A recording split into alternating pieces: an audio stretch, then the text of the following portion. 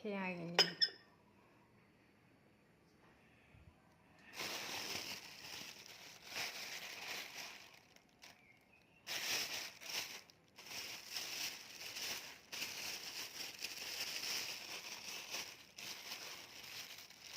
នេះណាបានប្រទះទៀត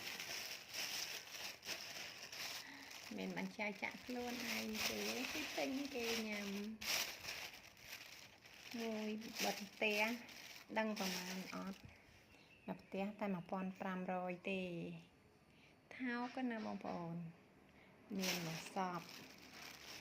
មានជីមានលក់សពគ្រប់ឲ្យទៀតនេះមានលក់ទៀតនេ